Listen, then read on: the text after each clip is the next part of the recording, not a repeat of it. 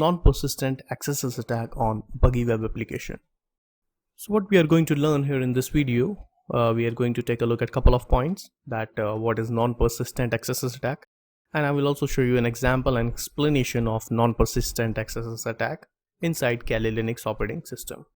So again, you need to open Kali Linux and open Matilde inside the browser. So we are at Kali Linux operating system, and in the browser Matilde is already open. You can click on home to come back to the home. Alright, okay, now we are going to perform non-persistent XSS attack. So let me go to the non-persistent OS 2017, come to the XSS, come to the reflected is also called non-persistent attack, and click on DNS lookup. Okay, so we are here at the non-persistent or reflected type of XSS attack, and as I already told you that non-persistent means basically it is not a permanent attack. It is a kind of temporary attack to gather information about the user, or to basically provide a warning message to the user, etc. So this is the work of non-persistent XSS attack, and it is less harmful than the persistent one, because persistent is basically permanent, and because all the users will get harm. Okay, so I'm going to start with the very basic command of non-persistent XSS attack, right? So let me type. So first of all, let me open the script. All right, and after that you need to type alert, open and close small bracket, and inside you can type hello, double quotes, close, and then script close. Okay, so this is the command, right? The command is quite simple: script open, and then alert. The use of alert is basically it provides the pop-up box, and inside that you can type any sentence or any word. For example, if I type hello, right, for example, hello Sunil, anything you can type, right? So alert is used to provide a pop-up box, and inside that pop-up box you will find the message hello Sunil, right? If it happens, it means the website is vulnerable to non-persistent XSS attack.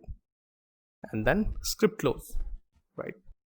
And you can click on lookup DNS. Let me click on this, and here it is. You can see here that a pop-up has come, and inside this pop-up it is showing me the message which I have typed inside the query, hello Sunil. It means this website is actually vulnerable to XSS attack, and particularly non-persistent XSS attack. All right, so this is the very basic example of the non-persistent. Now for example, if you want to gather information about the cookie of the particular user, how we can gather? So what will happen, basically, to gather information about the cookie, you can use this command. First of all, script open, right, alert. Inside alert you can directly type document.cookie and then script close.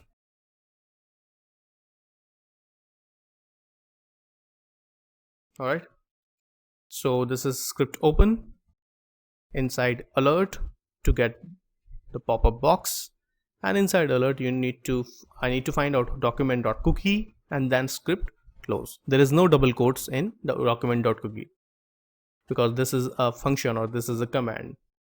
In the previous one we were typing a word, so that's why we need to provide the double quotes. Here you don't need to provide any double quote here, and we are trying to gather information about the cookie of a particular user.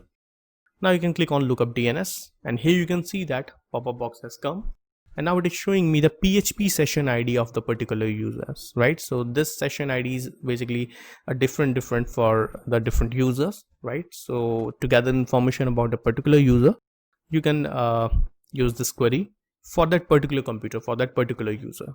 All right, so we got the PHP session ID. It means we got the cookie information of the user using XSS attack.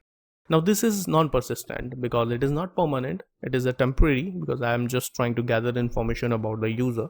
So it will not be considered inside the persistent XSS attack, which is a permanent attack. It is non-persistent attack.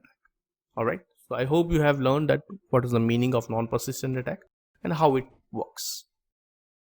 So this is all about the non-persistent attack, and in the next video we are going to take a look at the third type of XSS, which is DOM based XSS attack. Thank you so much.